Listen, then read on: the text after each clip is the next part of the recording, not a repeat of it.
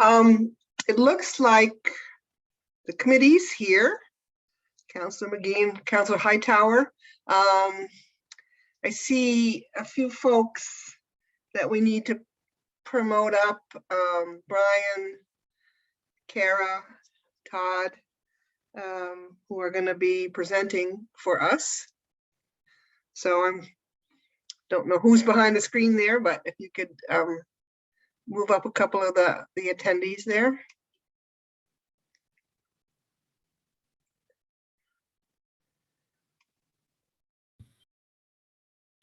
It's always nice to get a promotion at the end of the day. Well, you know, Zoom, but a promotion's a good thing. This is my fourth day of night meetings, and so you guys are you're used to this, but I started to like get used to not as many of these, you know. I was going to say used to it, Brian. You should be used to it after. Really? The NPAs are they're, it's interesting because you have some, you know, you get some curveballs thrown at you. They're typically very engaged, and you have 2 full hours of stuff and conversation and thoughts, so it keeps you clicking.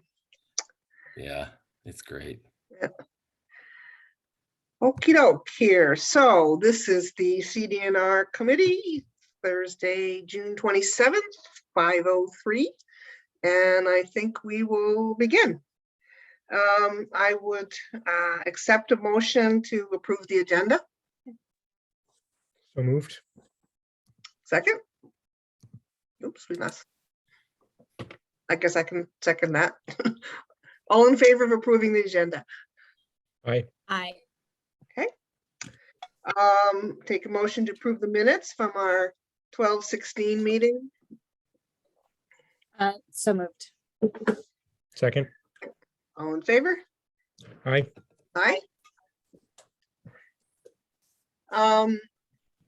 We have public forum next. I do want to apologize that we had to postpone the meeting, but we had a sort of emergency finance committee meeting of the whole, or of the whole council meeting. So we run out of nights in the week sometimes.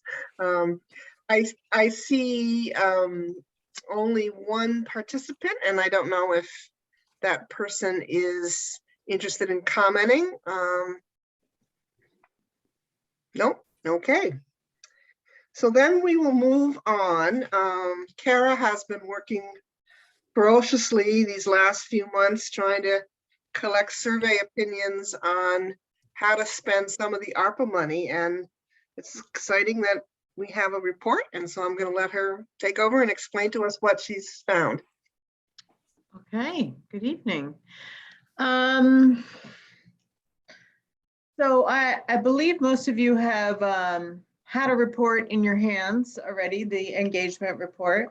I kind of didn't have a plan for this presentation, so I'll sort of dive right in, and I'm definitely open for questions. Background: in March 2021, President Biden signed the American Rescue Plan Act, which also had a section in it for state and local fiscal recovery funds. And that's what we collectively as a group have been calling the ARPA funds. ARPA has other elements to it. The element that impacts us that allowed this one-time cash flow, sort of a generational amount of money to flow to Burlington, came from that. The total amount of money we will be receiving, we have not received it all yet, will be 27 million. One of the eligible uses of funds is reimbursement for lost revenue of the city, which almost every city in America has been doing, and that did use at this point maybe around 10 million in our funds to get our city services back up and running and replace lost revenue.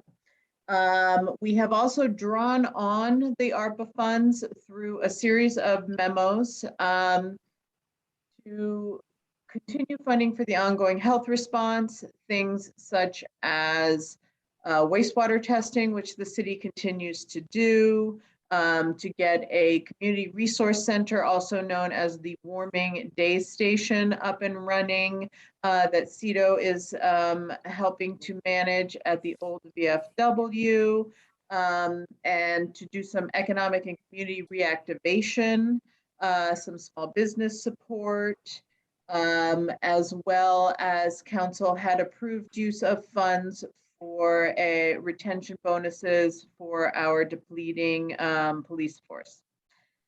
Long story short, this leaves us with approximately $15 million, which is obviously a lot of money for our city. We decided to go out and try and get an idea of how the public wanted this money spent. We broke the survey up into basically the main eligible categories of ARPA, which involves housing, houselessness, or really economic response and addressing economic disparity caused by the virus. And as well as here. So the main breakdown of ARPA is responding to the public health emergency, which I said we've already drawn on some funds for that, addressing the negative economic impacts of the virus, which includes to households and businesses and individuals, investing in water, wastewater, sewer, and broadband, lost public sector revenue, which I already addressed, and premium pay for essential workers, which I already addressed. We had used that in terms of our police force. So really the negative economic impacts had been what we had been looking at the best way to spend the funds.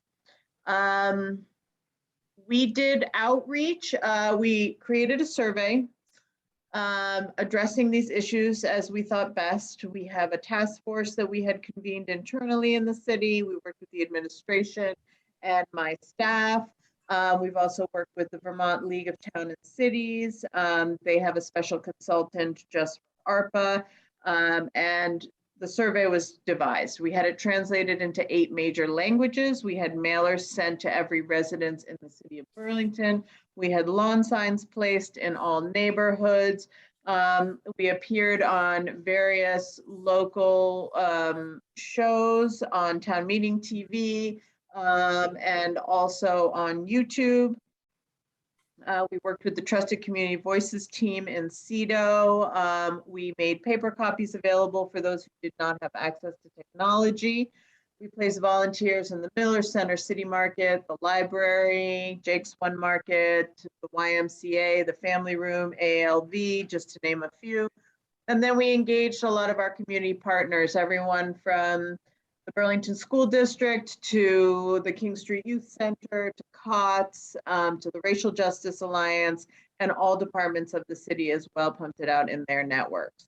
We are happy to say we had the most responses of any survey in the city, almost 4,000, in addition to in addition to 3,000 individual written in suggestions. And as I wrote in my email to counselors, that was my mea culpa as to why this engagement report was a little bit late. It was a lot of staff time to read through those suggestions. We did find a lot of the suggestions to be very repetitive, almost in a good way of really sort of driving home that they wanted us to be focusing on certain things.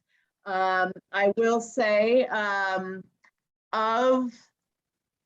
first let me break down because race and the respondents in the community had been an issue that we had been struggling with in our team, and making sure that we had responses that really represented our community. So we are proud to say that 79% of the responses were white, and the rest were people who preferred to self-describe or identified as another race in town. We also, in this engagement report, and I don't know why I didn't do this first. Drop the link in the chat, even though I assumed you guys had it. Under each chart, you'll also see that we broke out the responses from people who identified themselves as BIPOC members of the community, so we could make sure that we were responding in an equitable manner. I'll sort of give you the 30,000 foot view of the responses, which is that housing and homelessness were priority number one. Overall, especially addressing houselessness, we used a mathematical formula for weighted averages, and that was the highest response in both the overall results and also the BIPOC only results. What I will say, which I found interesting, is that in the overall results, homelessness is number one and housing is number two. And in the BIPOC results, housing is number one and homelessness is number two. In addition, addressing racial disparities, workforce training, obviously, as I said, the creation of affordable housing. People were concerned about the lake and mentioned that a lot in their comments about water, wastewater, stormwater. There are some restrictions around those funds. Those funds, that designation in ARPA was very much a nod to what had happened in Flint, Michigan, and to give communities an opportunity to use funds to improve their drinking water. We have, thankfully, very good drinking water in Burlington. So I believe that we are very focused on the responses right now around housing and homelessness, and that very much influenced the mayor's 10-point plan that he recently released.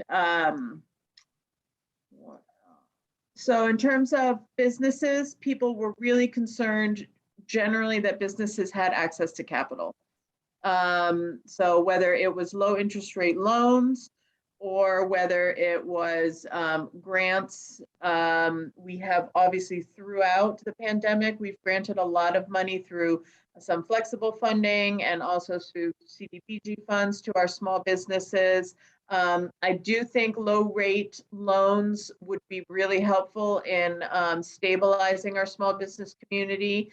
An interesting edit to the original ARPA legislation. What comes out is the interim final rule, and then the US Treasury in January just issued the final rule. They are now allowing the use of funds for revolving loan funds. So we'll see whether that would be helpful to our community. If we administered those loans ourselves, the interest rate we charge could merely be an administrative fee. And sometimes this helps businesses that are considered unbankable. And I would imagine that is a large majority of our immigrant-run businesses and the small locally owned businesses. Community infrastructure, again, people were concerned about the lake. And what I found interesting is the results overall was to address water, stormwater in the lake.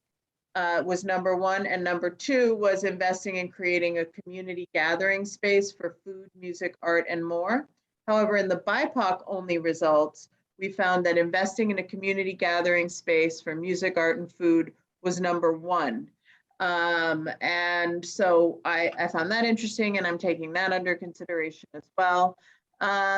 In terms of neighborhoods, you'll see the highest response was from the Old North End, followed by the New North End. The South End, we did sort of Hill Section, UVM, Champlain in one neighborhood, downtown, Old East End, and some people who weren't sure what neighborhood they lived in. For income groups, the main income groups, I will say not everyone responded to some of these questions.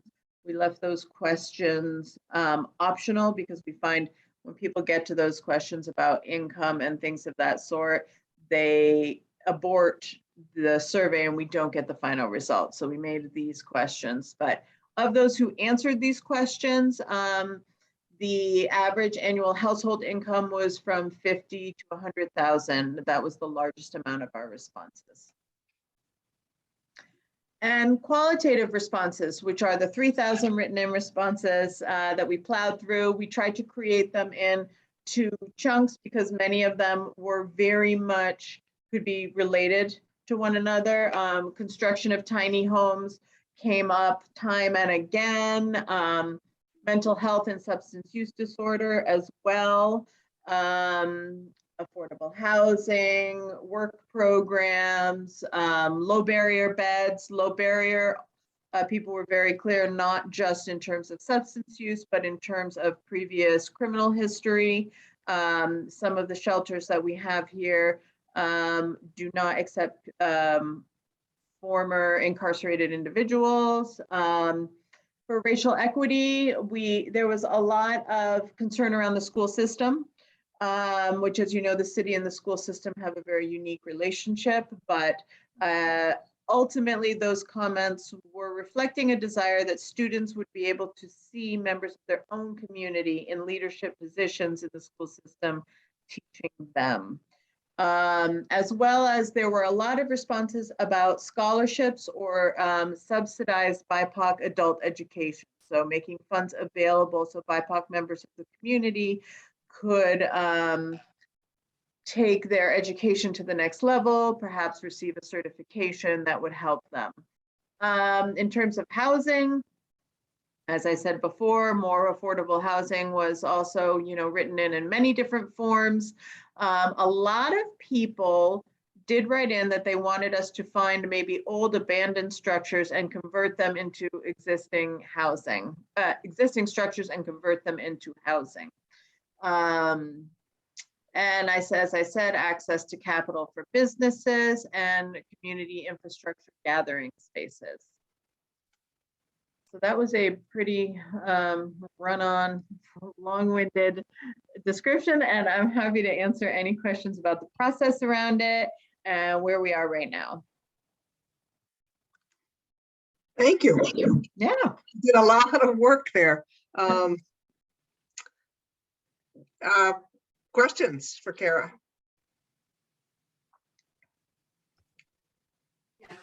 Senator, I just was going to promote you to senator. I was on a Senate meeting today. Councilor Hightower. Thanks. And I first just to say thanks, like with the obvious care that was put into the survey, just really appreciate, how many people responded and all of the efforts the team went through. So that's exciting to get this many respondents. Also makes me feel like, oh, participatory budgeting, people would get excited about it. Clearly, if we let them decide how to spend the city's money. So I also want to say that I appreciate how it was framed and that you took out the responses and ranked them differently for BIPOC respondents and things like that. I think that, yeah, just well done. So thank you for all of that. I appreciate it. Yeah. And then to go to the question, which I think is, a next steps question, which maybe I'm getting ahead of myself, but how are we now thinking about how we want to parcel out money, based on the ranking, clearly maybe, the largest chunk should go to houselessness, but what does that mean? And what does that mean for things that were kind of down the line and things like that? So I don't have all the answers, mostly because I don't have all the power. So it's not just my decision to make, but so as we've digested this though, I'll be transparent that I believe I had said to council that we had been looking to do sort of a town hall. In our internal task force meeting, once we wrapped up the survey and we had so many more responses than we thought we'd have, I'm struggling with hosting a town hall where maybe 200 people show up and are very vocal. And they're the people who have the time to come in the evening to do something like that. Whereas the amount of responses and the amount of written in responses feels like a goldmine of material for us to work with right now. The town hall, I'm not so sure where we stand on that now. I also pressed pause on that because of the Omicron wave. So there was no way for us to gather in the first place anyway. My feeling is that, sorry, not my feeling, what I know is that internally we've taken these results and we're working to put them in buckets that we feel are appropriate and that respond to what our residents had indicated to us. And those buckets will then be coming to you through Board of Finance and Council. We have discussed perhaps a working group, something like that, to try and figure out next steps. So first, the administration will be looking to break it down. I can assure you it would be along the lines of this. It's more about how much, where, and that sort of thing. So we are looking to, in the beginning of February, so right around the corner, come to council with a little bit more of, this is where we're thinking. The other thing I will, which I've said internally many times, is there's no rush. There's a rush in the sense of, I know there's members of our community who need support, so I understand that. However, it would be a pity to spend funds redundantly. Right now, I've been trying to keep track of what's happening in Montpelier to understand the projects that they are setting up. So even if we said, for example, we're going to spend 5 million on housing, we'll want to know exactly how the state also wants to spend tens or hundreds of millions on housing, but how are they structuring that? And how can we dovetail or leverage off of that to make sure our residents are getting the best deal? So there's a lot of just sort of understanding what's coming down the pipeline, also what's coming down. In December, we had expected that Build Back Better would pass. And now it looks like it might get chopped up a little bit. But for example, there should be a huge chunk in there for childcare. And that might mean that we don't need to spend money on childcare. Or so we have until the end of 2024 to encumber the funds and the end of 2026 to spend the funds. And to me, I feel the real tension right now is addressing urgent needs from certain members of our community to also making sure that the money isn't just spent, but it's invested and leveraged in a way that doesn't create those redundancies I mentioned and gets the greatest benefit for the community. So that's sort of where the lag time is, which I can see from the outside must seem frustrating. And if I can respond, and I'm not frustrated, at least. I think that, yeah, I'm glad that this is a careful, thoughtful process. And I guess to comment on some of the things, I think you're right that the town hall, I think, yeah, I liked the sentiment you echoed that. And I think that I wouldn't necessarily abandon the idea of it, but I think having so much input and having each person's voice have the same kind of weightedness makes a lot of sense.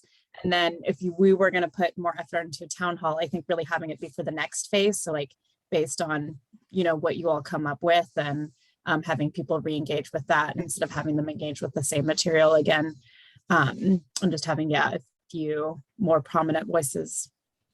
And then, and I think, you've spent a lot more time than I have thinking about this, but definitely also just want to say that along with the lines of making sure that it, is not duplicated with other funds and things like that. I think just want to encourage you all to be as bold as possible in your thinking so that if we're really not duplicating that, maybe it's okay to stretch the funds to something that a city usually wouldn't pay for or something that we've never done before or so that's my only comment. And again, just thanks for the thoughtfulness that went into this process.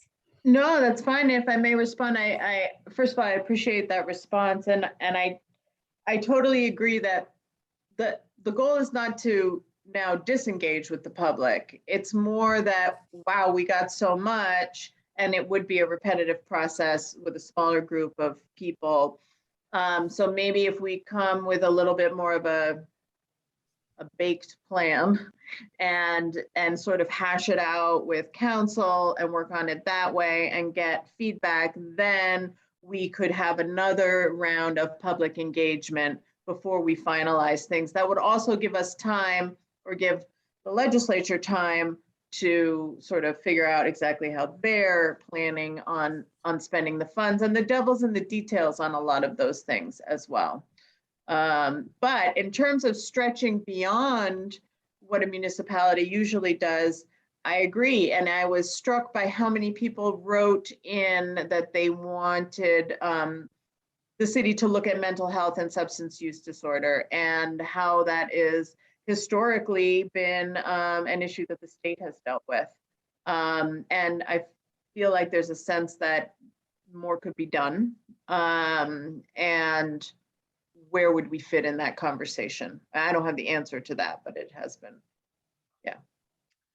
That's great. And I just want to make a comment because I agree with both your sentiments. And it might be, and I know Brian and his staff do this, but a good time to bring together some of the providers and you know, housing nonprofits and say, what are we missing? Because it's been a couple of years since I've done it, but there's always these small things that are so tremendously irritating to not get done. And, you know, the state has millions, 150, $180 million for housing.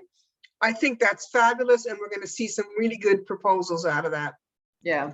But what are we missing? If, you know, we need to fix up triplexes, you know, we need some rent reserves, you know, another day station, really. I mean, so I think, you know, getting a sense from the providers of like, what's not going to go in that big proposal? What's the little, and I don't want to say little, but things that are more difficult? Because I think applying to us, I hope, may be easier. It's going to be difficult enough to just deal with the federal regs of ARPA, but sort of setting that aside, I think we're easier to apply to get the money and can maybe fit some of those small needs, or I don't want to say small needs, but important needs.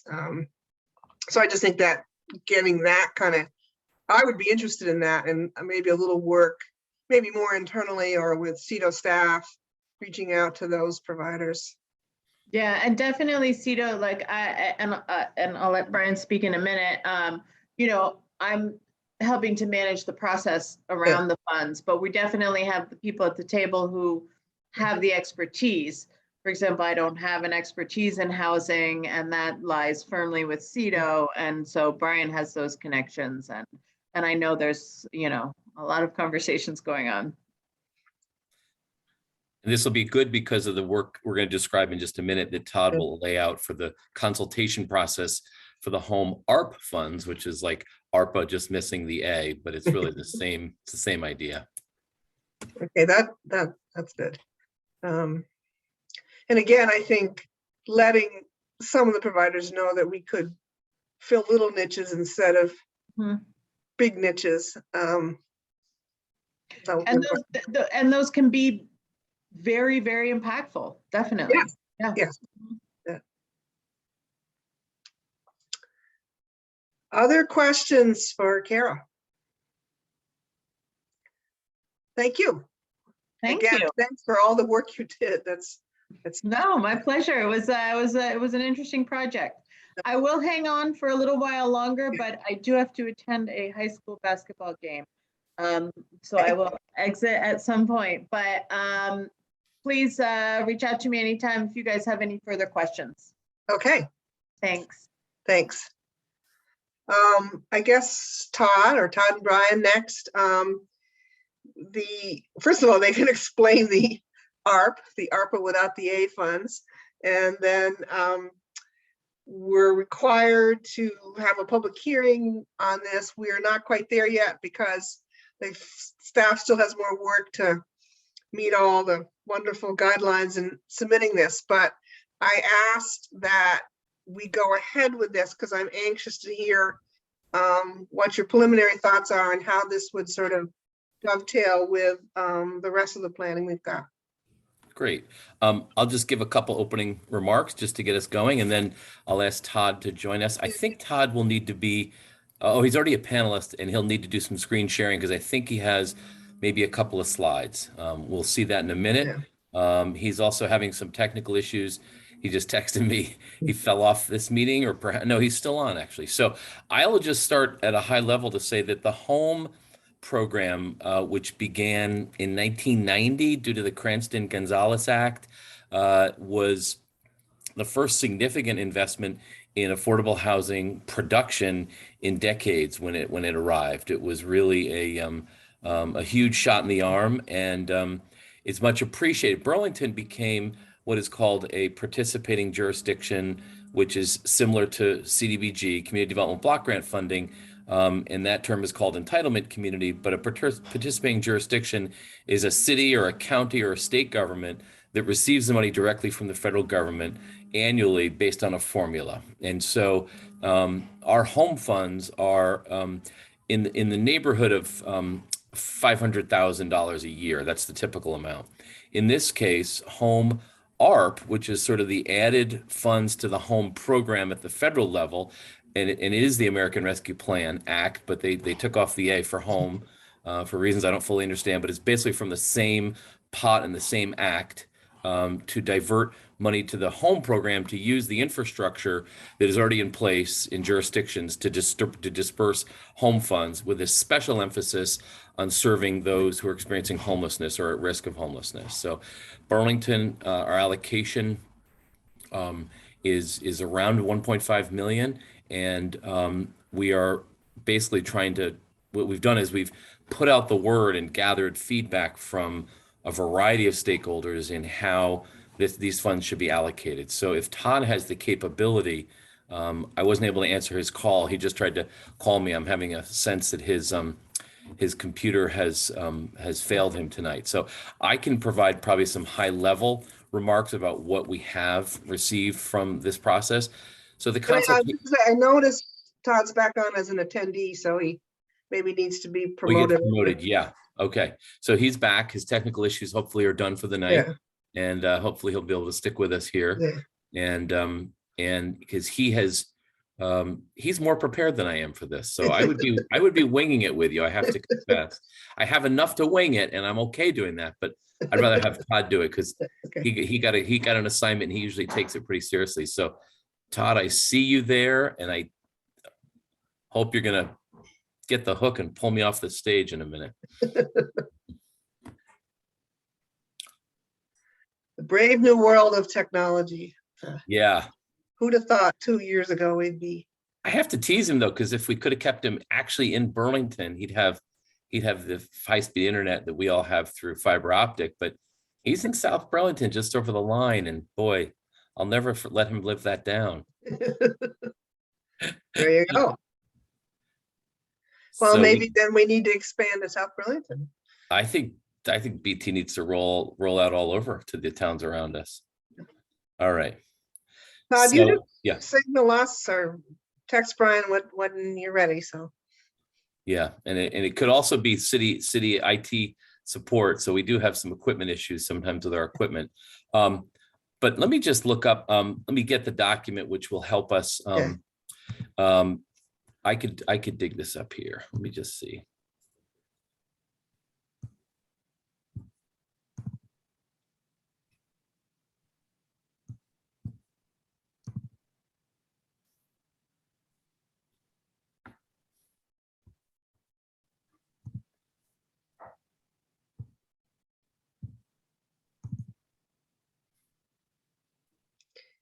Is the one? Okay. Yeah. 5 million, just that's all we get is 1.5 million with the same. It is. It's a one-time allocation. I did find enough notes that I can provide you with this information because it looks like Todd's still having some challenges. So yeah, basically the American Rescue Plan did include the allocation to home ARP to support those experiencing homelessness. Burlington's allocation is just over 1.5 million. And HUD, as part of this, requires that we engage in an outreach process and data collection as part of the planning process. So they sort of tell us how to do it. They don't actually tell us when we must do it by. So they gave us all the time in the world, and we didn't want to take forever because we know the needs are really pretty pressing. And so our staff Todd and folks have completed this process, the data collection and outreach. That included a presentation to the Chittenden County Homeless Alliance, which is also called the Continuum of Care, some data coordination with the Continuum of Care, using the data systems that they keep through what's called the point in time count, and some other data sources, but also individual meetings with 17 different organizations in some way or another, providing services or providing housing, developing housing, working on the issues of serving those who are experiencing homelessness. So a pretty exhaustive outreach process was used to gather input. So during the last point in time count, and just for background, point in time is a federal term that is every January, every jurisdiction that receives funding under the HUD Continuum of Care program has to do a count of how many homeless individuals there are. Oh, I'm sorry, individuals and families. That count is something Marcella will talk about a little bit, because I think it's currently underway. And last year, sadly to report, the numbers increased quite a bit. So the previous year in 2020, just before the pandemic, there were 439 individuals identified, and then in 2021 it was 700. So it's a significant increase. And of those 700 individuals, 166 were identified as chronically homeless, and that's specifically a federal term that is defined. And I'll ask Marcella also to provide a little more granularity to what's meant by chronically homeless. I think people know kind of what it means, but there's actually a specific definition that I can't rattle off the top of my head. I've gotten a little rusty in some of these terms, but so that was an increase in 116 in chronically homeless from the previous year. And the state's program response or policy response has been really the hotel and motel voucher program.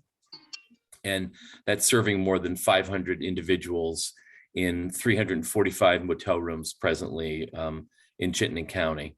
And we think that only about 400 people will likely remain eligible for that program at the end of March of this year, leaving at least 100 individuals in need of housing.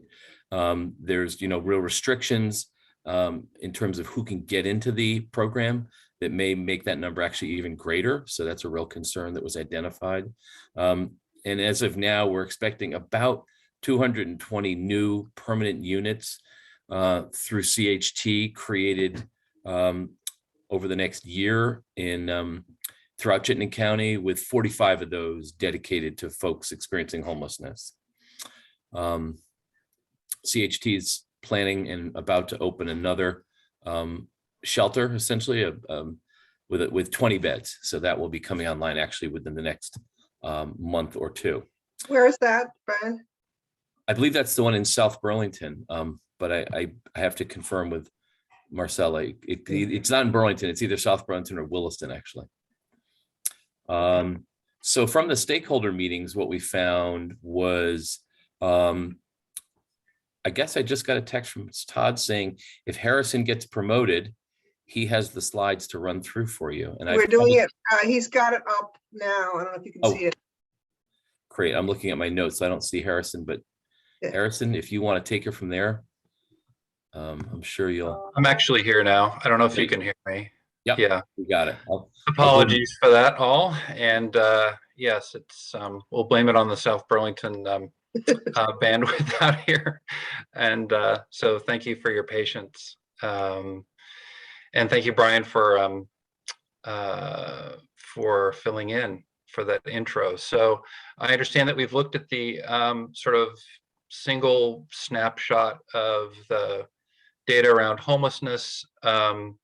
I know that CEDO in the middle of November did a really extensive job of presenting the current data. This is just a very, very basic reminder of where we are. I don't think things have changed substantively since the November presentation at CDNR, but and building on a lot of Kara's comments, the clearly houselessness or homelessness is a huge issue for us still. So next slide. Just to give a brief overview of home ARP funding, essentially a new flavor of, a different flavor of the ARPA funds. This one is very specific in that it's intended to address folks who are experiencing homelessness. It comes through, comes to us from HUD, and the city has been awarded $1.5 million for this purpose. So, which is, I think, about 4 times the typical home allocation for us. So we're clearly really excited to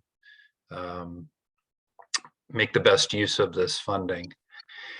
A couple of highlights, also along the lines of what Cara was saying, there is no very pressing deadline in terms of when we can use these funds. And in this case, we can actually, we just need to spend down the funds by September of 2030. The beneficiaries really very broadly, folks who are not only just are currently experiencing homelessness, but folks who are at risk of being homeless. So that gives us a further flexibility with this funding. So next slide, please. There are really 3 main ways in which the funds can be used. The first is the creation of new affordable rental housing, and that the funds are actually fairly flexible in terms of how what it can pay for. It can include conversion, acquisition, and new construction. The second use, which is very different for the home program, is that this can actually pay for support services as long as they are serving folks who are either experiencing or at risk of becoming homelessness. Here's a brief list that's not exhaustive, but gives you a flavor of the ways in which we could use these funds. Next slide, please. The third main use is that it can be used to fund the creation of non-congregate shelter. So by there, what we're really talking about is the type of shelter housing that's most common during the pandemic. So think the conversion of hotels and motels to shelter housing, as opposed to the more traditional model where there are multiple beds all within one space. Clearly has some health implications there. So this can be used to pay for this kind of new non-congregate shelter. The important thing to note here is that this can actually, HUD has anticipated that that we will hopefully one day not need the kind of shelter capacity that we have now, and will allow the conversion of this non-congregate shelter to permanent rental housing. It also allows up to 10% for capacity building and nonprofit operating assistance, which, given the pressures on our organizations which do this work, is clearly, I think many of us feel that it's a critical use of these funds to allow for to pay for additional staff capacity to develop these projects, and also just maintain the organizations and keep them strong. So in terms of the process, the city is required to draft an allocation plan, which we are well underway on. And building on a lot of the conversation in the previous presentation, we need to undergo an extensive needs assessment and gap analysis, and do a significant amount of consultation, which we'll get into more of the details on in a second. Once we do that consultation, we will finalize our plan. It'll go out to public comment for 30 days. At that point, we will hopefully bring a final plan to the Board of Finance City Council. And then the last leg of the journey is once it's approved by those two bodies, then we will send the plan to HUD for approval. Next slide, please. Okay, so what was our outreach? I think that all of us at CEDO are really proud of the significant outreach that we did around this funding, and I think it will have a significant impact on not just this funding, but the way in which we're thinking about using the ARPA funding and our local resources as well. So essentially, we gave a brief presentation to our local continuum of care, the regional entity that is composed of all of these partners who are all working together to address homelessness in our county. After that presentation, where we solicited feedback, we scheduled individual meetings with the following 19 partners, which we think represents perhaps not completely comprehensive, but virtually comprehensive list of the folks who are working on this issue in our community. I also want to call attention actually to the bottom point at the the final bullet point. Persons with lived experience. The timing is such that, as many of you may know, the point in time count, the 1 day a year that we go out into our community and assess who are the sheltered and unsheltered folks who are experiencing homelessness in our community. That's happening literally today and tomorrow and Friday. So Marcella, who I hope is on the line, can give us a little bit of what she may have learned today around what their thoughts are on this funding source. So next slide, please. So before I get into what we heard, I can say what we asked. And what we asked was, what are the biggest needs? What are the other sources that you are aware of which can address that need? And yes, absolutely, we'll share this presentation. And if the other question that we asked was, are there specific groups within folks who are experiencing homelessness who you think need particular attention, or we need to target resources towards folks who are really falling through the gaps, within a group that's falling through the gaps. So, and then lastly, we asked them sort of the hardest question of all, which was, if you were the city, how would you allocate this funding? And I think that was an important exercise because although we're really happy to have this funding, it's very difficult to do this sort of to choose, because the needs are obviously great. So what did we hear? We heard a lot about the three-legged stool of serving folks who are experiencing homelessness, that to do it successfully, we need to provide housing, we need to provide Section 8 vouchers to make sure that that housing is affordable, and it needs to include supportive services. So what we also heard, and I think there were a few things that were a little surprising to us, but that there are plenty of vouchers that are currently available, not only through our regional housing authorities, but through the state, through ARPA funding. And unfortunately, many of those are going unused because folks, the folks in coordinated entry cannot find available units that can accept those vouchers.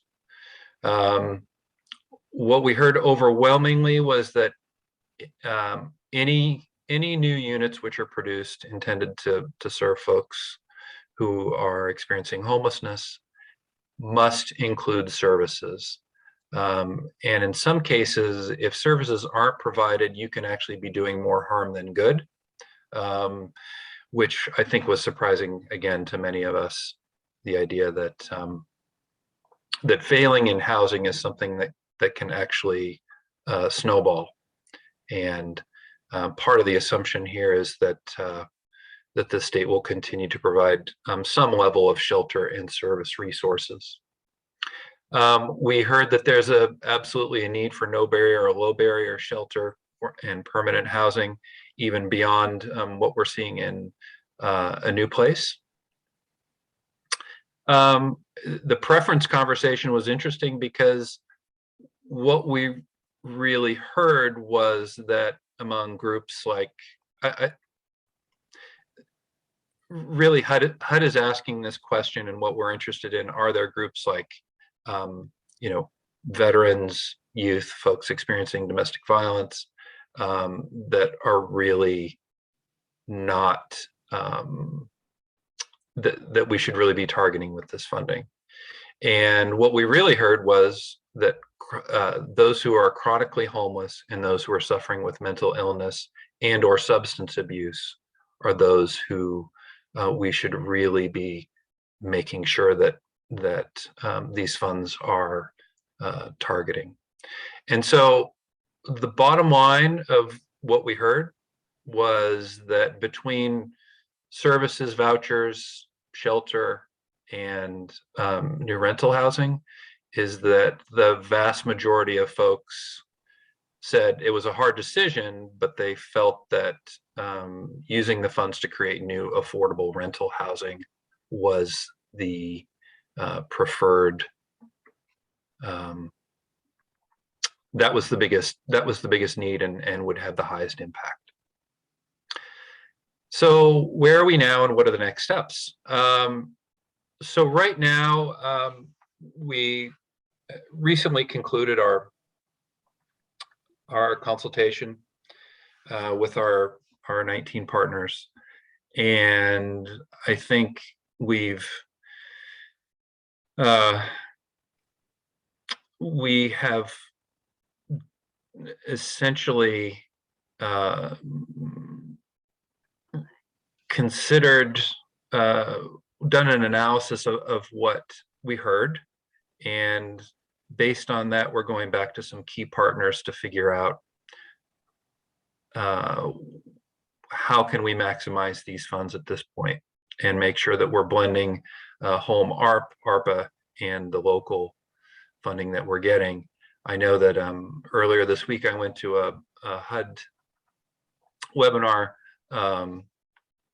House America, which is essentially exactly about this, which is allowing us, it's intended to help municipalities connect with other communities who are using this historic, once in a lifetime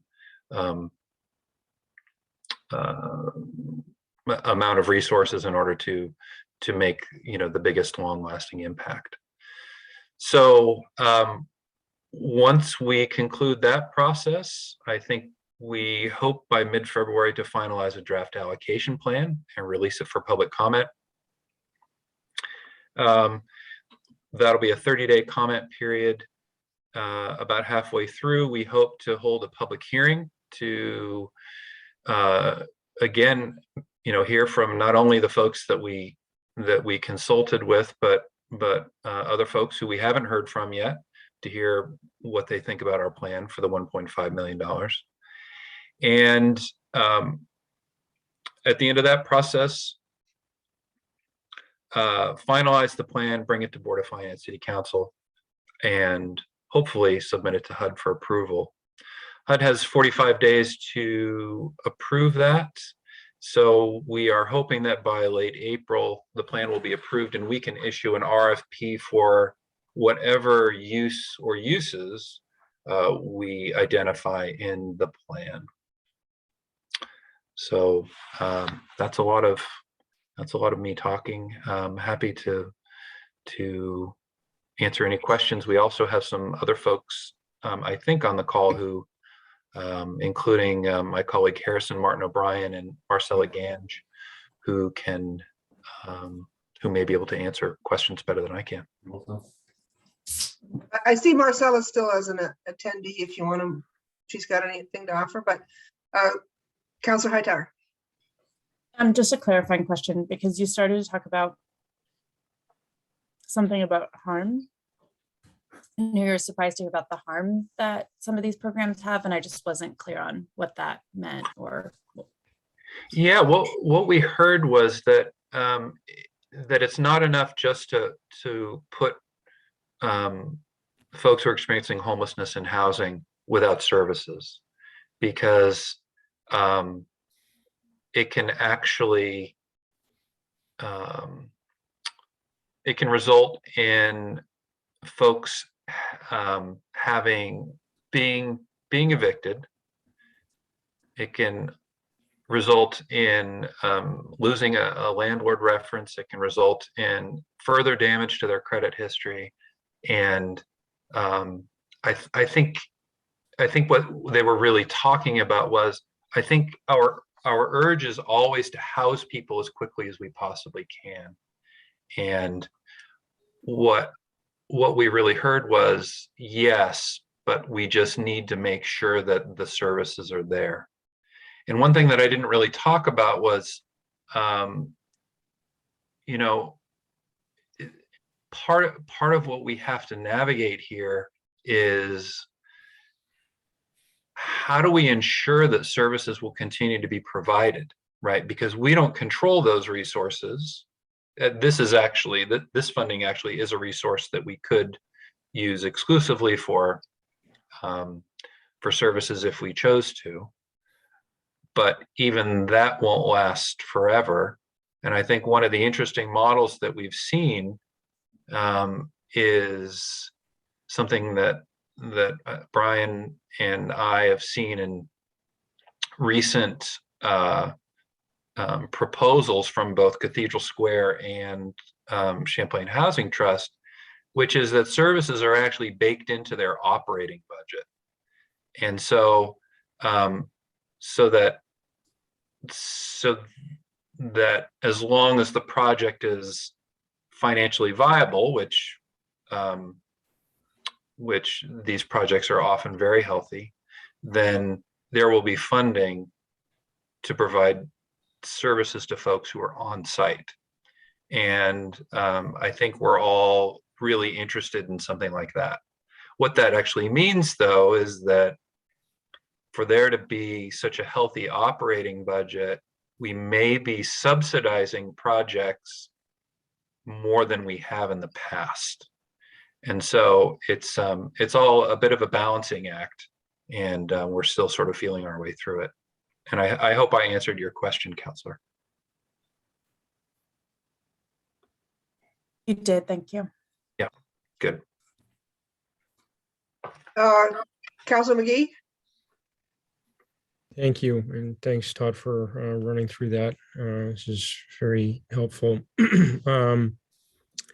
I have a question. When you mentioned vouchers, are we talking about Section 8 vouchers, or are those different emergency housing vouchers that are currently available? Yes, exactly. We're talking about Section 8 vouchers. One of the potential uses of this funding is it could be used for tenant-based rental assistance, which is essentially what Section 8 vouchers are. I think it's not something that we didn't hear from anyone that they felt that was a really good use of this funding. Sure. Yeah. And I guess my other question would be the timeline for not just the RFP, but assigning the funds and spending them. Is it the same as it is for the other ARPA dollars that we're receiving in the city? Yeah, we have the kind of flexibility that we're not used to seeing from HUD in that way, and that we can actually we have to spend the last penny by September of 2030, so it can Okay. be spread out over sort of the medium term. That's great. I think those are the only questions I have right now. Thank Great. you. Yes, you're welcome. Todd, if you could clarify on a couple things. On the Section 8 vouchers, and I'm just, because I've just recently heard this, what I have heard is the state has a fair number of them. They can't find the housing to go with it. So that's the first time not the first time, that's an interesting problem we haven't had in a while. But I wanted to ask you about the state home ARP. I'm assuming VHCB will administer that. Am I accurate in that? Yeah, that's correct.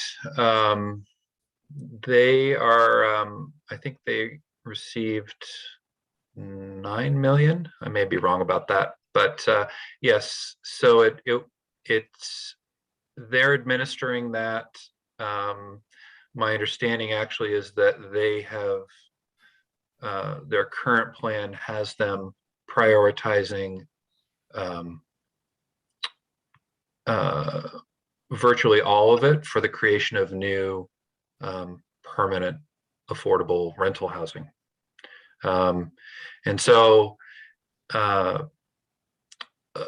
wrinkle here is that as with all home funding that comes to Burlington, the expectation is that we will use this funding within the Burlington city limits.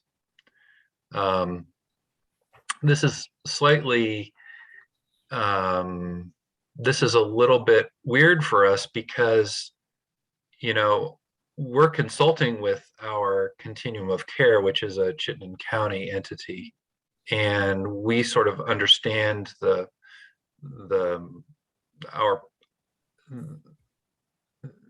our partners and the region to be sort of the area that that we're working in. We're not limited to.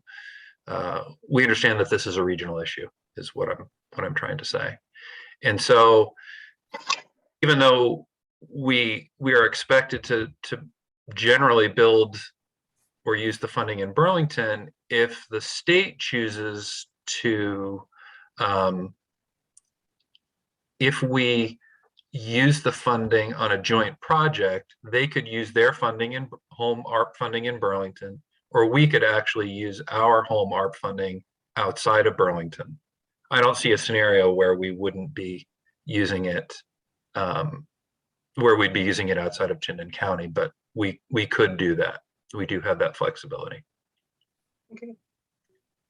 Thanks. We covered a lot. Other questions for Todd? This kind of rolls. I mentioned the word chronic homelessness earlier, and I said I'd try and get you a definition. I think Marcella has something, without getting too wonky, about how HUD defines it. Yeah, I don't ever want to be accused of being wonky. It's a really long and complex definition that I'm not even going to attempt. Right. But it's essentially an individual or household with a disability who has been homeless, and that homelessness could be in, within shelter or unsheltered for more than 12 months. And that 12 months can be overcomplicated by being over 3 years with different time periods within it. But that's essentially what folks are referring to when they're talking about chronic homelessness. Thanks. I think, yep, that helps. So we'd love input here too, because, you know, consultation process isn't totally over. We would love to hear what you all think if you have reactions to this. Honestly, we're preparing to bring it to the mayor. We haven't had an opportunity. He's been a little busy, so getting his attention on this has, we've had other things to compete with. But if you have thoughts now or share them with us after, would be great. Well, again, my same kind of observation that because the state has significantly more money and can work in Chittenden County and can work in Burlington, that we focus our money on those sort of harder, smaller things to accomplish. And there's always pressure, for lack of a better way to say this, to invest in sort of bigger, glitzier projects. And I just want us to be cautious that, you know, it's our opportunity to maybe support some of the smaller initiatives that won't be wrapped in to some of the bigger initiatives. I think I saw, you know, we all want more units. That's just the fundamental bottom line. But I saw some like landlord-tenant issues, maybe mediation, repair. I mean, there's some things that I know we're targeting homeless, but how do we get units available to them and at a little different pace than, you know, a new 30-unit building, which we desperately need. So that's, and I, you know, again, I think that's something that can come from our partners. Okay, do you want to? Yep. We've covered home art pretty well, I think. Yep. We'll be back to you though, because we'll need your approval eventually. Okay. You were going to update us on other houseless. Yeah, I've got a long list. And yeah. One that will take some of this money, but yeah, sure.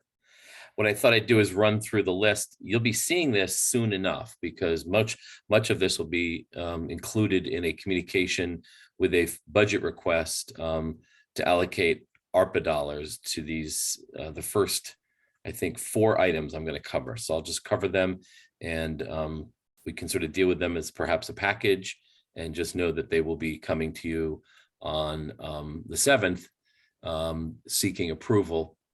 We actually should plan ahead a little bit and get, maybe we're seeking sponsorship as well. So, you know, to be so bold as to say we'd love your sponsorship of this. So I'll cover the first is what we refer to as shelter pods. And the idea is that these aren't truly tiny homes in the sense that they are essentially pods. When we say pods, we mean modular units that are built very quickly and quite inexpensively. But they will serve as bedrooms, essentially, room for some storage, you know, an outlet, not a lot of services and facilities within each pod, because those will be provided in shared facilities that would be another separate unit that would have bathroom facilities in it, bathrooms and showers, and perhaps another that would be a common area, which would have kitchen type facilities, microwave, perhaps oven, refrigerator, that type of thing. So we're hoping to get 30 pods from different vendors that would be situated together as a cluster of these pods, and there'd be again a common facility within this you might call the village of pods. And in there would be, we'd like to co-locate, or I should say locate, the community resource center, which is currently downtown at the VFW, operating, some folks call it the warming shelter, daytime warming shelter, because that's a really important service location for folks. So we haven't settled on locations, but that's currently in the works. And so we're going to be seeking ARPA funds to place the orders necessary to get those into production. So we're moving along pretty quickly on that. I think that'll be probably the most, that'll be the fastest delivery of a form of shelter for folks that we can possibly deliver at this point. We are also seeking funding to create a new position at CEDO, which is it's a new term within city government called Special Assistant to End Homelessness. And it is really based on the work of a group called Community Solutions and their focus on, it's also called Built for Zero. And it's essentially a goal to drive to functional zero for homelessness. And the model is similar to what the city embarked on around opioids and opiate addictions, is to focus very heavily data-driven by name registry of who's experiencing homelessness and have a true wraparound approach with service providers and supports that are needed to bring help folks address whatever barriers they're facing. So it's really very intentional, very focused in on folks who are experiencing homelessness. That position, which would be part of CEDO, would work very closely with CVOEO, which manages the coordinated entry system. And coordinated entry is really basically the infrastructure that is created to essentially give folks easier access to all the supports and services needed to move from homelessness into housing. It's dealing with the application process, dealing with the security deposits, dealing with issues that are preventing someone from actually getting housing. So really trying to overcome every barrier possible. And coordinated entry has been a program, an initiative of the continuum of care, and CVOEO has carried it out. But what this ARPA request will include is about $120,000 each year over the next 2 years to substantially increase the capacity of CVOEO around coordinated entry. So it's really to bring that up to a whole new level. And that would include a new position within the organization. It would elevate the position that's currently there to more of a leadership position within the organization. And the goal being that if the city has more staff capacity, because Marcella is really the only person who works on this issue for the city, other than what Lacey does doing direct service with folks. Marcella is the policy person and the program person working on homelessness. So we're doubling our capacity at the city. And I think we're not quite doubling it at CVOEO, but we're increasing it significantly. So the goals being that together as partners, we can, really deliver on the promise and the potential to move folks out of homelessness into housing with services and with support. And lastly, so those are the first three: shelter pods, the position at CEDO, and the enhanced coordinated entry. And the last one is funding for the Community Resource Center as part of the shelter pod plan. So those are the most pressing kind of requests that we're going to be bringing forward, and we'll be seeking ARPA funds for those. So that's sort of a package that you might want to ask if you want to ask questions on those, rather than going to the rest of the list, because I have 4 or 5 more things to cover. Just quickly on the Community Resource Center, which I hear there's huge demand for, and I'm just curious. That seems to me like it ought to be almost more like a permanent goal in a sense of, as people move in and hopefully out of houselessness, and we build more housing, there's still going to be sort of that need. Mm-hmm. And so I'm just tossing that out there because I think in the long run, we need that as a permanent program, activity spot. And, how would we invest? I mean, if the pods are intentionally to be somewhat movable or not necessarily permanent, how does that jive with the need for maybe a more permanent resource center? Sure. I think I'm going to ask Marcella to help with this question, but I would say that we believe that need will continue, and that we want to find a way to ensure that folks have that resource beyond the pandemic.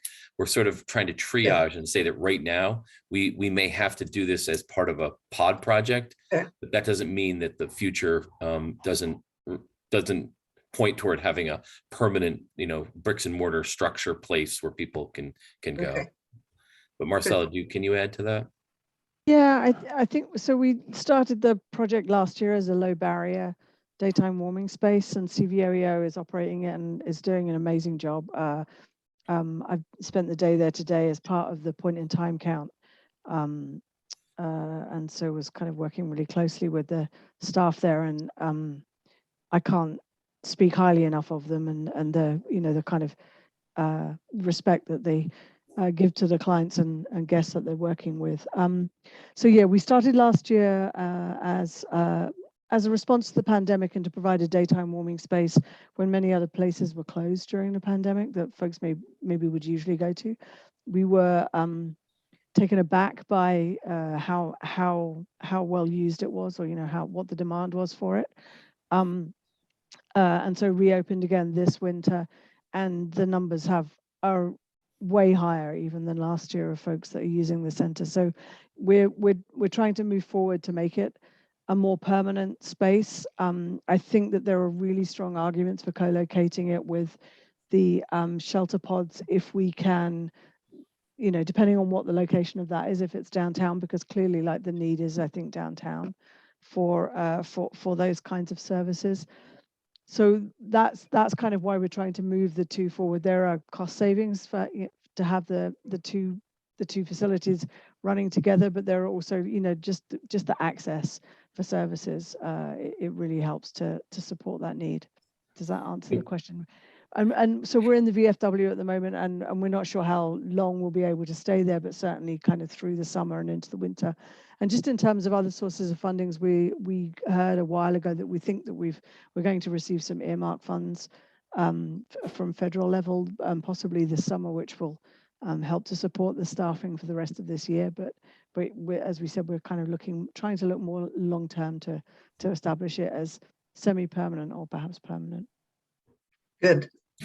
We also know that the only way for the pods to succeed is to have, you know, it's not enough just to give people access to a bed in there and say, you know, good luck, I hope you do well, and you know, you can go to the food shelf for breakfast and salads for dinner. That's not enough. We need to do much more than that. So the idea is there'd be services there, and so the co-location of the pods and the community resource center, we're trying to be effective and efficient, and so folks don't have to like traipse all across town to get access to services either. So yeah.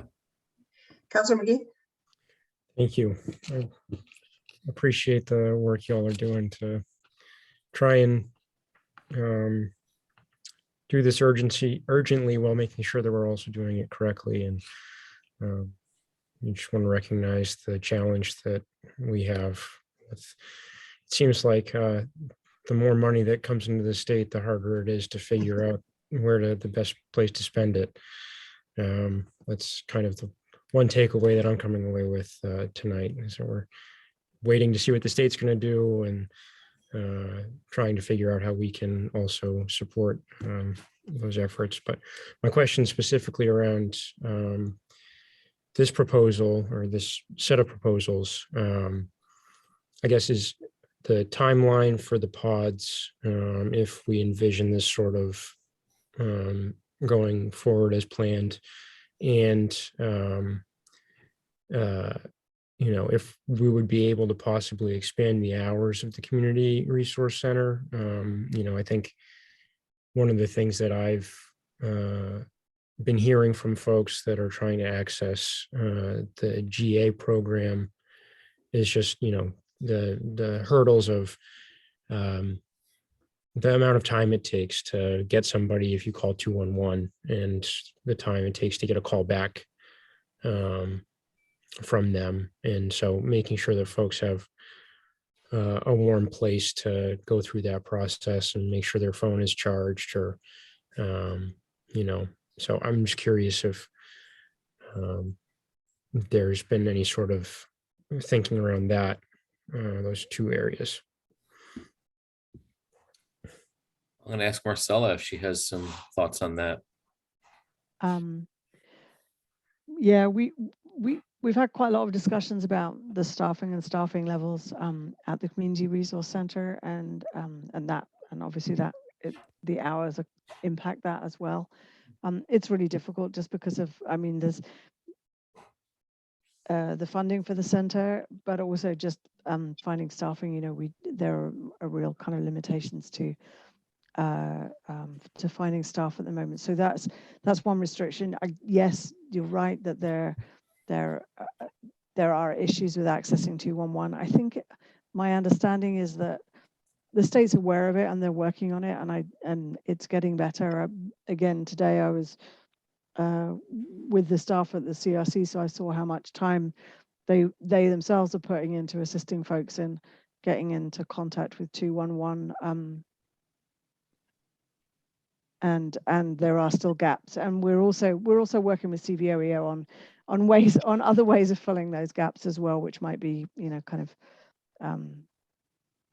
emergency hotel spaces and things like that. That's what we were doing last year with CVOEO, and we have avoided rerunning that this year just because of the availability of the ESDGA rooms, but we may come to a point where we need to start doing that just as the emergency response as opposed to the emergency response. Thanks, Marcella.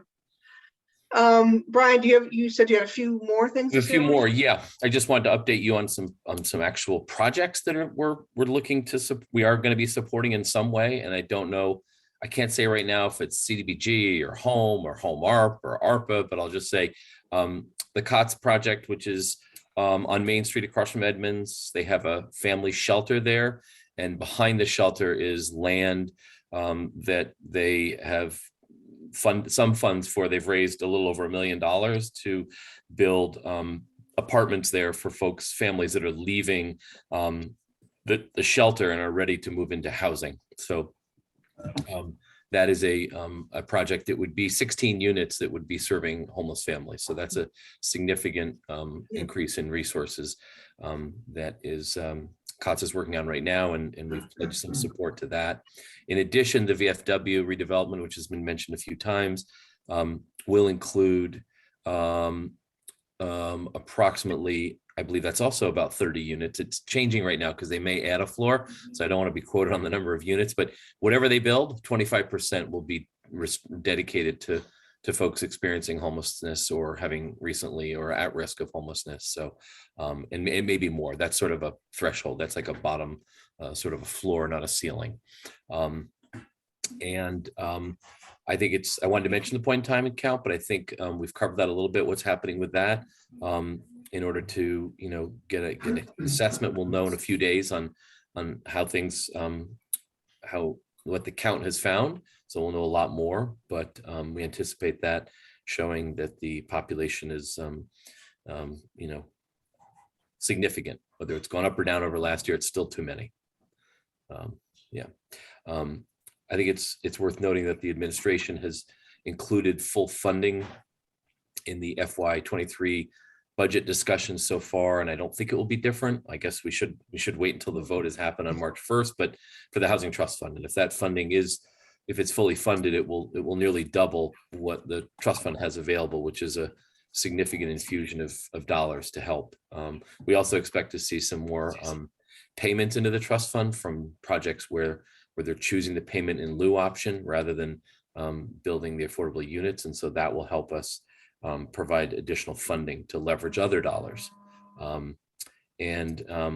Lastly, the home improvement program, which, in the scheme of all the things we've been discussing, is kind of a footnote in a way, but it's really important, I think, to just acknowledge that part of our challenge is for low income folks who already are in their home to be able to retain their home and not, join the ranks of folks who can't hold on to their homes. And so I'm going to ask Todd just to summarize briefly what we're doing with the home improvement program. So it's been within CEDO, and we're in the process right now of discussing taking the home improvement program and bolstering it with CHT as our partner, actually. So I don't know, Todd, if you're with us. If you aren't, there you are. Yes, thank you, Brian. So late last year, we had conversations around how to best deliver help to folks who really don't have any other choices in terms of fixing up their homes. And it's really an amazing program that CEDO has operated, I think, since we started to receive CDBG funds, and essentially paying for life safety improvements for low-income folks, owner occupants in Burlington, to allow them to stay in their homes safely. So as we've experienced staffing pressures over the recent years, it's been harder and harder for us to deliver that program. And as we looked around, it really became clear that the Champlain Housing Trust has been operating this program with CDBG funds in not only Chittenden County, but Franklin County as well. And we thought that it would be a great way for us to serve more folks, to see if we could partner with them and essentially use our CDBG funds to help folks in Burlington, because in the past they haven't been able to respond to applications in Burlington because of the nature of CDBG funds. So we're working with them on some sort of boring compliance stuff right now, and we're hoping to navigate that successfully and launch that partnership soon.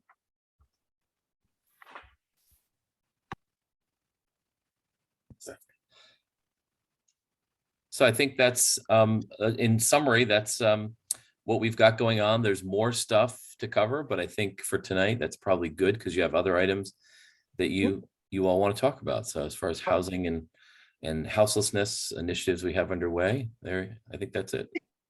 Thank you. I don't want to rush us, but we do have a few more things. Councillor McGee has been, has he let us know, working on an update or rewrite of the city's policies around encampments. And so I wanted him to share that. I've got a couple thoughts as well, and maybe a short discussion on how this committee can and should be more involved with that process. Sure. So I will give a sort of brief. And Joe, sorry, So- before you go, sorry, my video's not on because my internet's unstable because I'm not in Burlington right now, but I'm gonna have to hop off at 6:30. So Okay. Sorry. Okay. We'll Let's see. touch base with us in terms of updates, and we'll be discussing them. Go ahead. So I have been working with a group of folks, which I mentioned at our December meeting, around updating the city's camping ordinance. This is sort of the shape that it's taking now. It would be an update to the section of the municipal code that deals with camping on city land. And the goals with this would be to clearly outline areas where camping is prohibited, and outline a series of procedures for city staff, for city action taken when a campsite is found to be in a prohibited or high sensitivity area. And so this has been a process that I've engaged with, had a conversation with Councillor Carpenter and Lacey Smith with the police department, who I believe is. Lacey's with us, and so Yep. if you want to hop in, Lacey, after Councilor McGee finishes, please do. That would be great. So my hope with this is to start sort of circulating a draft of these proposed ordinance changes, and to have this introduced at our February 7th meeting, and referred to the ordinance committee for more debate and development. And I think the ultimate goal with this would be to acknowledge the gaps that sort of exist in the city's interactions with houseless folks that are sheltering on public land, and really try and bolster the protections that we have, to not just provide clarity for folks who are camping, but for city staff who are tasked with navigating,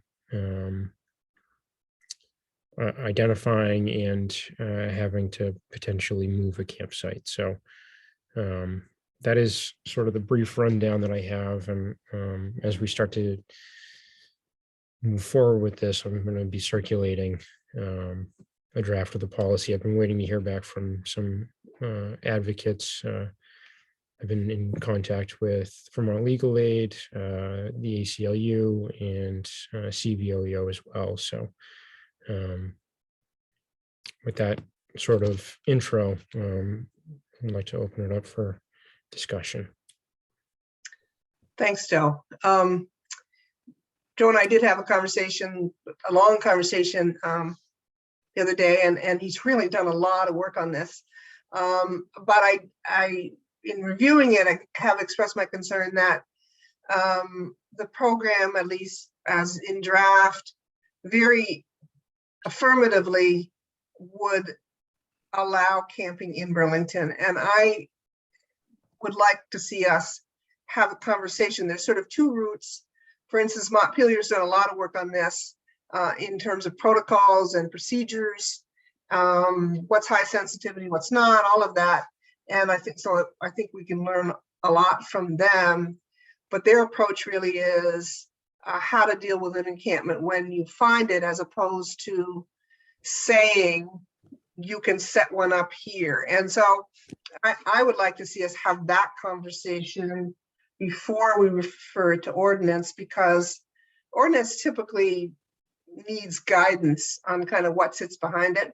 And I think the work you've done, Councillor McGee, on the process, and I don't know if Lacey's had opportunities, and I would appreciate her feedback. And we don't have time to really walk through it tonight, but I'm more just tossing out there as a process around, should we get together a group that involves both the folks you're working with as well as city staff around the kind of more fundamental thing that lies beneath it, around access and camping, affirmatively camping on city-owned land. Lacey, I don't know if you had any thoughts on this. And hello, sorry, I wasn't planning on yeah, talking or being, so I apologize if a toddler yells occasionally in the background. So I'll be brief.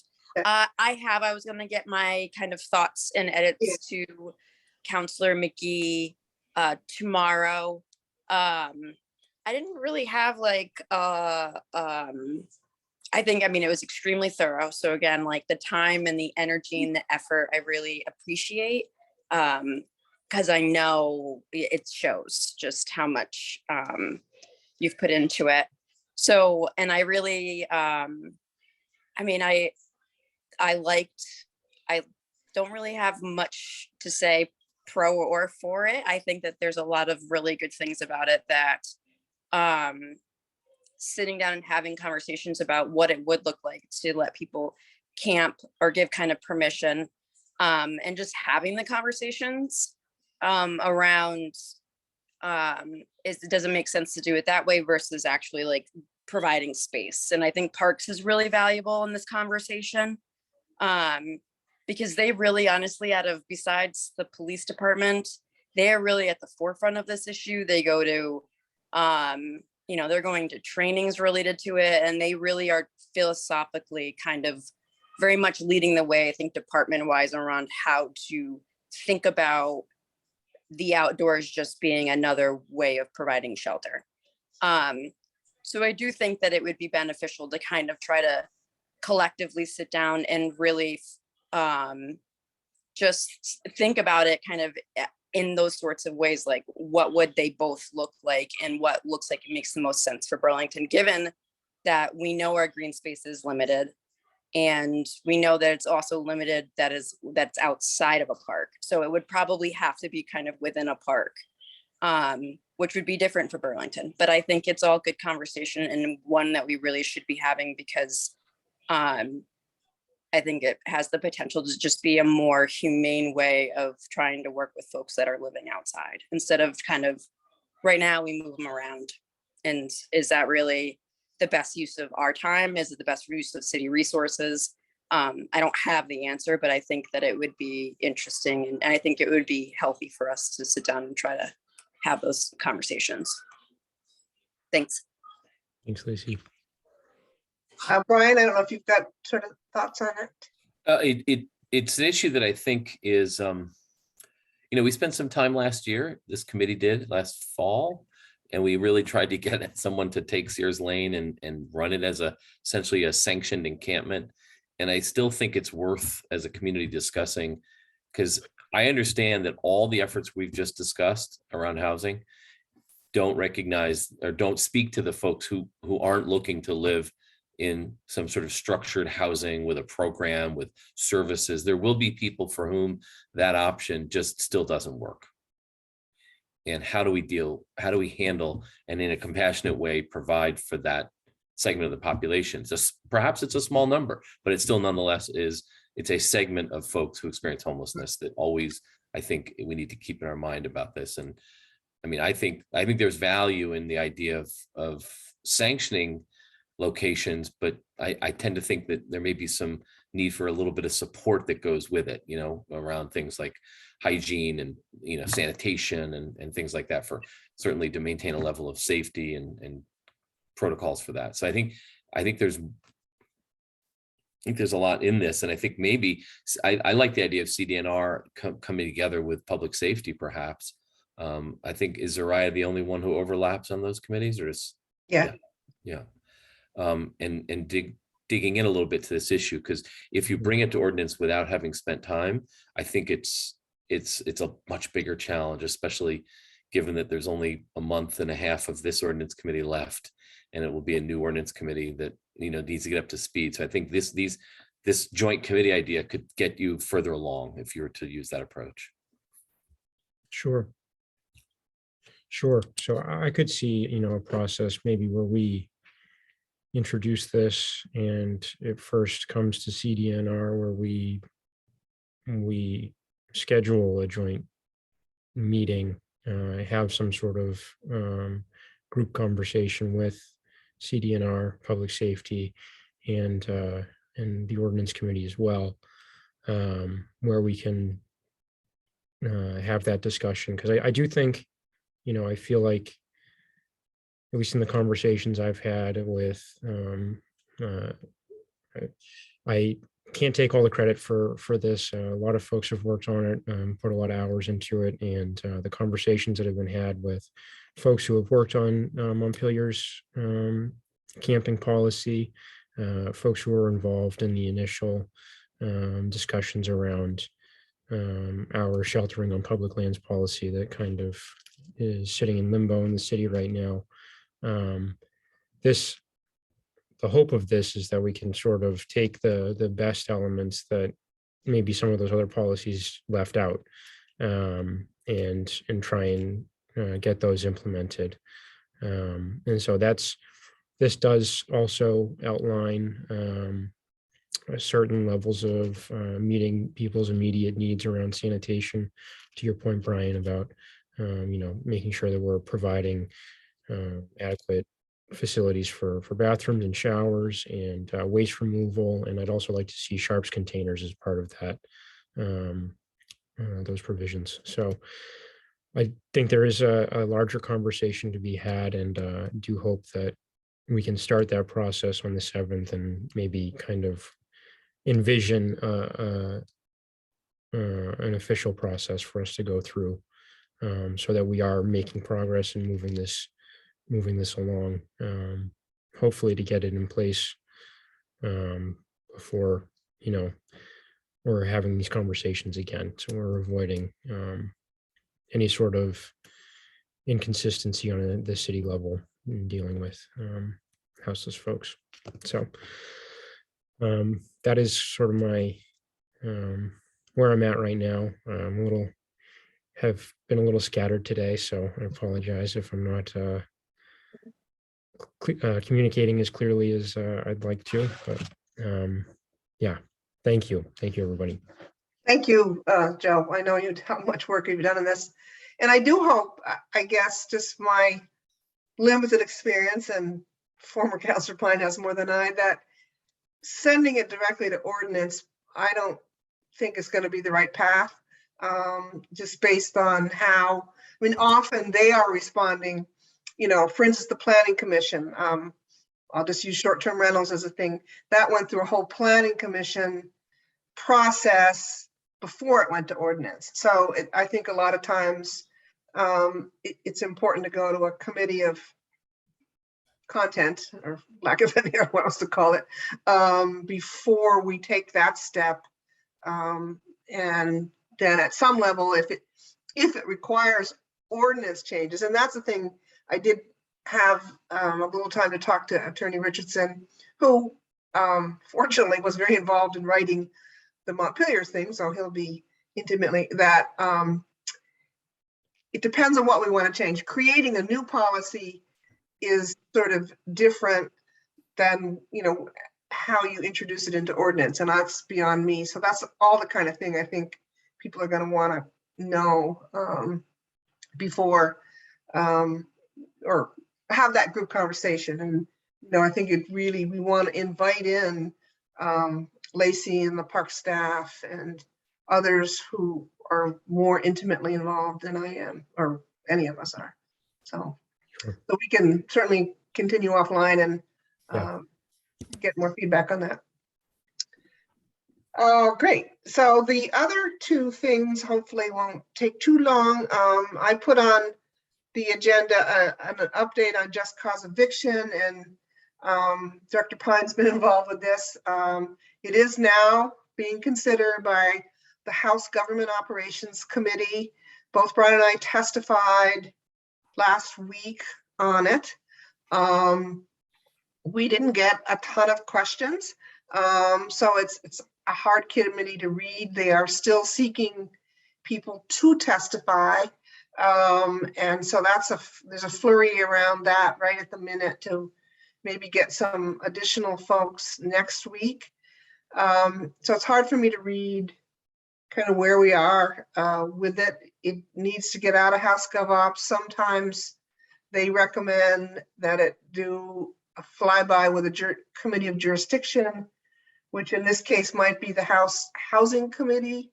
Representative Tiff Bloomley from Burlington has been very engaged and sits on that committee, but it's a tough committee. So that would be an interesting conversation. And then of course it has to go on to the Senate side.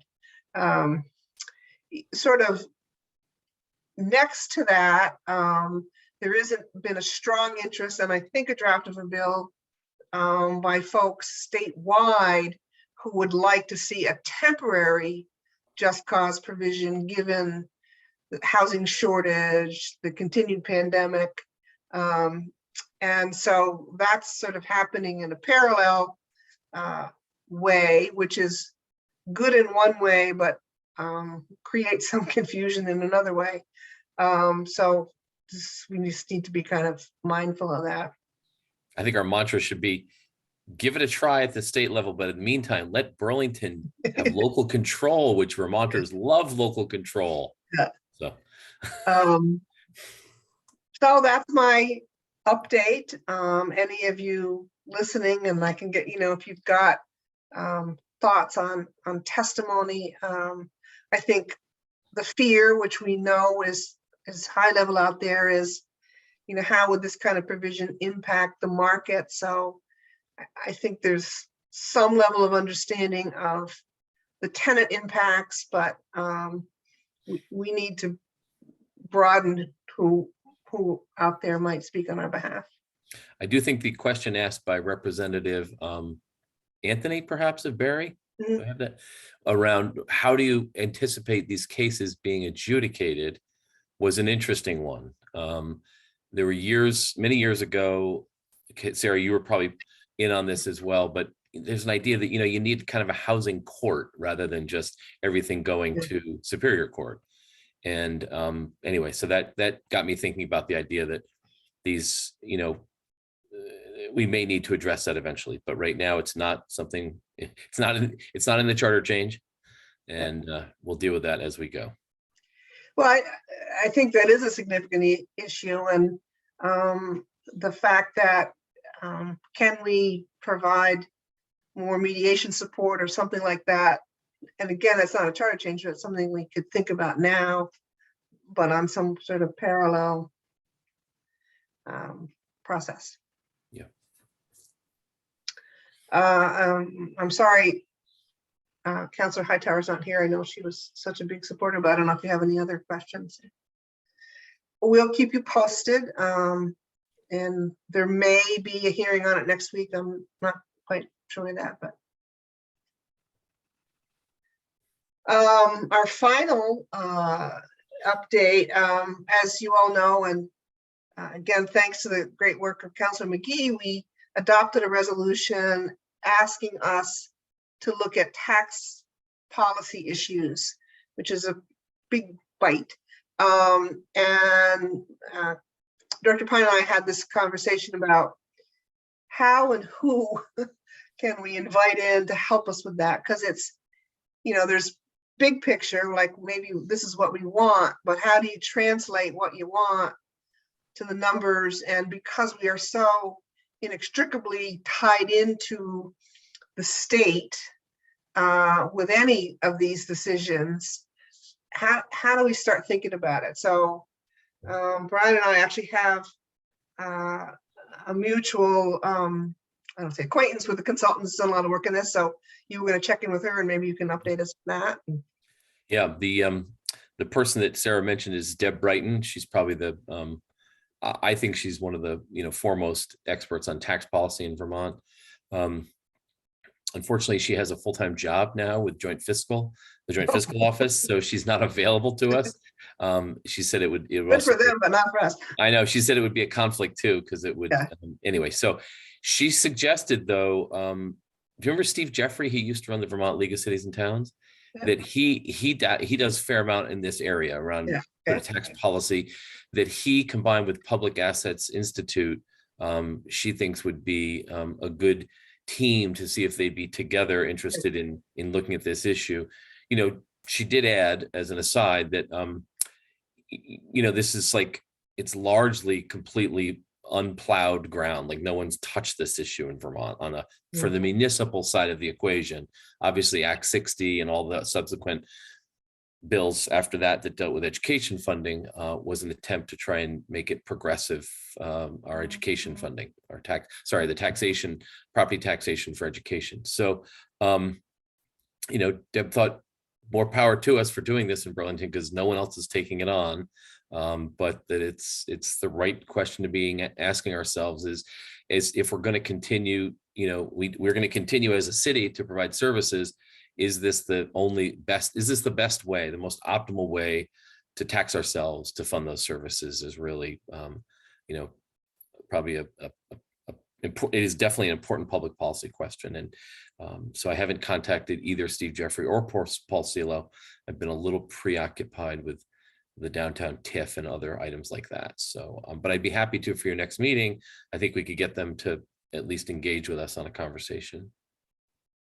I think that'd be great. I mean, I know we're all anxious, but I know how much work CEDO has on their plate, and I think this is not going to be a short answer.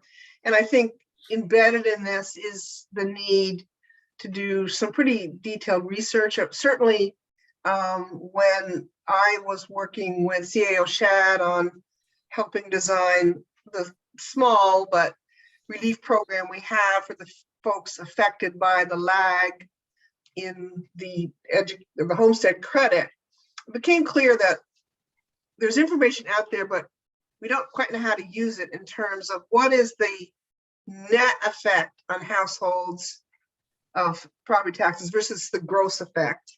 Mhm. Who's being helped? Who are we missing?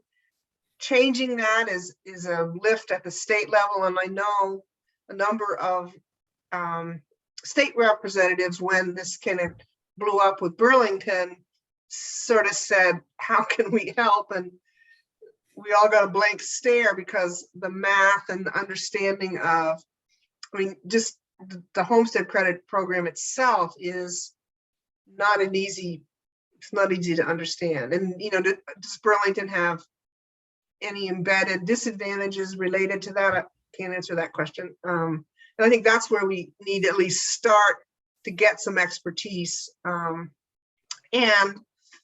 the obvious problem is it's going to cost us some money. So how do we draft a proposal, and what pot of money can we tap to make some of that research happen? I think is what we need to have a conversation on.